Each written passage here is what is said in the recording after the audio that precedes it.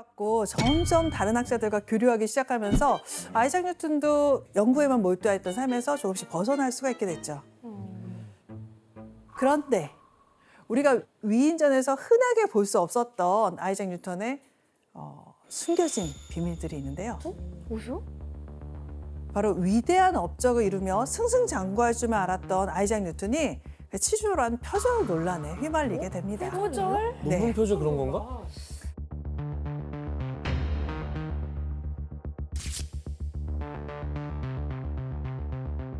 아이작 뉴턴과 표절 시시비비를 가린 사람은 바로 독일의 고트프리트 라이프니츠라는 그 수학자였죠. 아니, 죄송한데 지금 두 분은 라이프니츠 하니까 아 하고 계신데 태어나서 처음 들어봤거든요. 네. 전 무슨 가구 이름인 줄 알았어요. 아니 뭐 라이프니츠가 어떤 사람이죠? 일단 라이프니츠는 그 0과 1만이라는 그 두 개의 숫자만을 사용해서 그 우리가 하는 이진법. 이진법. 맞습니다. 그 이진법을 가지고 계산하는 방법을 최초로 이제 개발한 사람이고요. 그래서 이걸 토대로 최초로 사칙연산이 모두 이제 가능한 기계식 계산기를 발명을 한 사람으로 유명합니다. 그래서 이런 라이프니츠의 계산기가 훗날 컴퓨터의 밑바탕이 됐습니다. 와, 그렇지. 그래서 이 라이프니츠가 뉴턴 못지않은 굉장한 천재로 알려져 있고요. 또 더 중요한 게 수학적인 업적에서 또 있습니다. 그러니까 학문적 라이벌이었나 보네요. 네, 맞습니다. 뉴턴과 라이프니츠는 서로 이제 우열을 가릴 수 없을 만큼 정말 우수한 천재들이었습니다. 그런데 두 사람이 비슷한 시기에 인류가 창조한 것 중에서 가장 위대한 개념이라고 평가받는 거를 발명을 하게 되는데요. 수많은 학생들을 이제 수포자로 만드는 그 미적분입니다. 아 맞아. 포기했지 나도 미적분에서. 그 당시에 이제 미적분을 먼저 생각해낸 거는 아이작 뉴턴으로 추정이 되는데요. 1660년대 중반에 아이작 뉴턴이 쓴 논문에 그 미적분을 설명한 내용이 나와 있기 때문에 이제 뉴턴이 먼저 했구나라고 지금 학자들이 생각을 합니다. 네, 바로 뉴턴이 썼던 논문이 무한급수에 대하여라는 제목의 논문을 쓰게 되는데요. 하지만 이제 아이작 뉴턴은 다른 연구에 매진하고 있던 탓에 이 논문을 이제 미완성인 채로 그냥 이렇게 내버려 둡니다. 그리고서는 절친한 학자들에게만 내용을 이렇게 편지를 써서 보내면서 공유를 하게 되죠. 아, 출판을 안 한 거예요? 네, 조용히 숨겨둬야지 왜 그걸 뿌리는 거야? 그렇죠. 그리고 이때 그로부터 약 10년 후인 1675년에 독일에서도 라이프니츠가 미적분에 대한 아이디어를 떠올리게 된 거였죠. 와. 교수님, 근데 뉴턴은 10년 전에 미리 이 미적분의 개념을 만들어낸 사람 아니에요? 네, 맞습니다. 그런데 이 표절 논란이 좀 이제 그 복잡하게 꼬인 이유가 있었는데요. 그 라이프니츠는 미적분에 대한 아이디어를 떠올리고서 1년 후인 1676년에 런던을 방문을 하게 되죠. 그리고 이곳에서 이제 런던 학자들을 만났다가 깜짝 놀랄 만한 것을 보게 되는데요. 네? 바로 예전에 아이작 뉴턴이 미적분에서 썼던 거를 친구들한테는 좀 보여줬었잖아요. 그 작성한 논문을 이렇게 보여줍니다. 그런데 여기서 두 사람의 미적분 논쟁이 결정적으로 꼬인 사건이 발생을 했는데요. 바로 라이프니츠가 1684년에 미적분에 대한 논문을 발표해버려. 네, 뉴턴보다 먼저 공식적으로 발표를 하게 된 거죠. 아 그렇지 컴퓨터.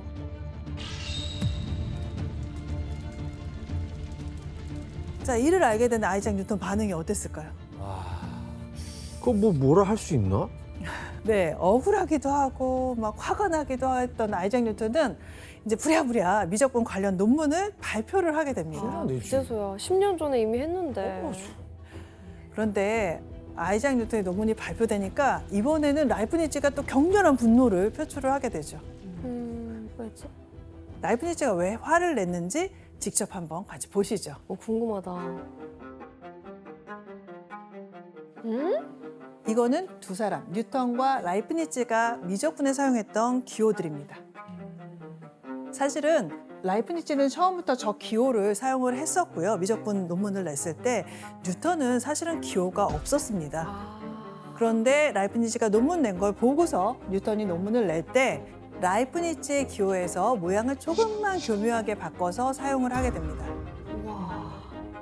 그래서 라이프니츠는 아이작 뉴턴이 내 아이디어를 이렇게 표절했다라고 강하게 항의를 하게 되죠. 아, 그러면 뺏겼죠. 네. 이거는 라이프니츠가 화낼만 합니다. 라이프니츠 입장에서 완전 화나죠. 그래도 개념은 10년 전에 뉴턴이 먼저 했으니까. 그쵸. 그러니까 이제 그걸 알고 있었던 이번에 이제 아이작 뉴턴을 따르던 제자들이 미적분을 먼저 개발한 건 뉴턴인데 라이프니츠 잘못 아니냐 이런 식으로 또 강하게 항의를 하게 되죠. 근데 평소 기다려줘야 돼, 네. 그러면. 이상하잖아, 그거. 그러니까. 근데 아이작 뉴턴은 제자들이 라이프니츠를 이렇게 더 공격하게 뒤에서 은근히 이렇게 부추기게 됩니다. 에이, 너무 그러지 마. 나쁜 건 아는데 그렇다고 막 그렇게 하면 안 되지. 결국 미적분 표절을 둘러싼 아이작 뉴턴과 라이프니츠의 대립은 점점 뜨거워지죠. 자, 그래서 이 사건은 급기야 영국과 독일 간의 국가적 분쟁으로까지 번지고 말게 되죠. 진짜? 아, 이거 진짜 자존심 대결이네. 결국 이제 아이작 뉴턴을 지지하던 영국 왕립학회 그리고 라이프니츠를 따르는 그 독일학자들이 더 이상 학문적 교류를 하지 않겠다 이렇게 단절을 선언을 하기까지 갑니다. 영국 대 독일. 네. 그래서 이게 어느 쪽도 이렇게 뜻을 굽히지 않은 채 이 미적분 표절 우선권 논쟁이 약 10년간 이어지게 되는데요. 자, 그렇다면 누구의 걸로 인정을 하는 게 맞을까요? 누가 먼저 발견했다고 얘기를 해줘야 될까요? 저는 그래도 논문을 등재를 먼저 한 사람이 맞지 않을까 싶은데. 그래도 뉴턴이 연구한 증거 자료들 있잖아요. 좀 냈어야지. 냈어요. 내진 않았지만 어쨌든 어떻게 할 끝까지 하고 뭐 있으니까. 기다려 보면 라이프니츠는 연구 다 해놨는데. 네. 그래서 이 사태를 좀 답답해하면서 먼저 정리하려고 나선 게 라이프니츠였는데요. 라이프니츠는 당시 이제 학계에서 가장 권위가 있었던 영국 왕립학회에다가 이 문제를 결판지어 달라라고 이렇게 요청을 하게 됐죠. 그런데 사실 여기 엄청난 변수가 있었는데요. 궁금하다. 바로 변수는 당시 왕립학회 학회장이 아이작 뉴턴이었다는 겁니다. 아니 거기다가 왜 그걸 내? 그걸 모르고 한 거예요? 알고 한 거 아닐까? 알고 반전이네. 있었는데도 왜 그랬대? 네. 알고 있는데 했다고? 자신 있다 약간 이런 게 아니었을까요? 네. 결국 너무나 약간 명백한 것처럼 왕립학회는 아이작 뉴턴의 손을 들어주게 됩니다. 본인이 본인 꼴을 들어줬겠죠. 네. 이런 사건을 이렇게 보고 있으면 정말 100년, 500년에 한 번 나올까 말까 하는 그런 천재였던 아이작 뉴턴에게도 은근히 되게 이렇게 속이 좁은 그런 면이 있었다는 거를 이렇게 엿볼 수가 있죠. 그 눈 찌르는 거 보세요. 독하다니까요. 절대 뭐 이렇게 양보하는 사람 호락호락하지 아니야. 않아. 윤소희 씨 근데 라이프니츠 입장에서는 너무 억울한 일이잖아요. 그쵸, 너무 억울한 일인데 그래도 다행히 시간이 지나고 나서는 같이 개발한 사람으로 인정이 됐고요. 사실 우리가 지금 흔히 사용하고 있는 미적분의 개념이나 기호나 이런 것들은 라이프니츠의 방식을 채택하고 있어서 조금 억울한 게 풀리지 않았을까 해요. 그래도 뭔가 최종적으로 승리한 사람 라이프니츠 같은 느낌이 드네요. 네, 맞습니다. 그런데 이처럼 위대한 업적을 남긴 아이작 뉴턴에게는 또 다른 비밀이 숨겨져 있었습니다. 비밀이 많다. 네, 바로 남들 몰래 금단의 분야에 이렇게 푹 빠져 있었는데요. 금단이라면은 하지 말아야 네, 하지 말아야 될 일에 뭐지? 푹 빠져 있었습니다. 바로 연금술이었습니다. 연금술이요? 네.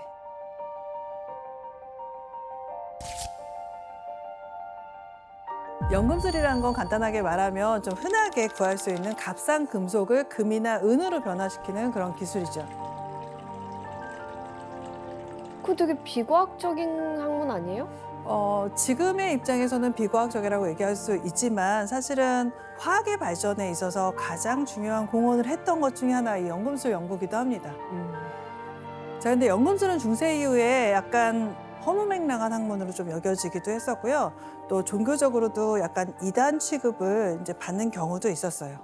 그래서 워낙 철저하게 이제 몰래 연구를 했기 때문에 아이작 뉴턴이 이런 연금술에 심취해 있었다는 사실은 뉴턴이 죽은 후 약 200년이 지난 1930년대가 돼서야 비로소 세상에 알려지게 됩니다. 자료들로 밝혀졌구나. 네, 맞습니다. 뉴턴이 워낙 자료를 많이 남겨서 이거를 후손들이 받게 되는데 뉴턴이 죽은 다음에 캠브리지 대학 기직을 했었거든요. 근데 캠브리지 대학에서 이렇게 보니까 많이 울력했던 거 뭐 이런 자료들은 다 자기네가 가져갔어요. 근데 이상한 그림 있고 이상한 자료 있는 거는 다시 돌려줬습니다. 그래서 이 자손들도 잊고 지내다가 1930년대가 됐을 때 소다비 경매에 내놓습니다. 대박이다 이거.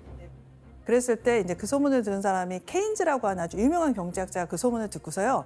아이작 뉴턴의 그 원고가 나왔대 이러면서 이제 친구랑 같이 가서 되게 많이 사들여요, 경매에 가서. 그리고 나서는 딱 사람들 앞에 보여주면서 자, 지금까지 우리 뉴턴이 최초의 근대적 과학자라고 생각을 했지만 뉴턴은 최후의 연금술사입니다. 라고 이렇게 얘기해서 네, 최후의 연금술사라는 별명이 뉴턴에게 붙여지게 되죠. 연금술사. 아이작 뉴턴은 종교계에서 이단으로 금지하던 연금술에 흠뻑 빠져 있으면서요. 아이러니하게도 또 종교에 완전히 심취해 있기도 했었죠. 특이하다. 그래서 아이작 뉴턴이 열심히 했던 일 중에 하나가 바로 성경에 나오는 그런 예언을 해석하고 비밀을 해독하는 거였죠. 평범하지 않아. 그러니까 이분이 연구를 오래 하니까 별걸 다 하셨네요, 진짜로. 네. 아 근데 성경에 나오는 것들이 아이작 시선에서는 어떻게 보면은 진짜 다 연구 대상들 아니에요? 그렇죠, 그렇죠. 그런 신기한 자연 현상들? 맞아요. 네. 자, 여기서 문제 내겠습니다. 아이작 뉴턴은 성경의 내용을 바탕으로 미래에 다가올 일을 예언을 했는데요. 무엇을 예언했을까요? 정답! 네, 지호 씨. 바다가 갈라지는 거죠. 아, 왜 갈라지는가에 대한 연구. 네. 지진이랑 막 해가지고. 네. 지원 씨 오답입니다. 정답. 예, 혜성 씨.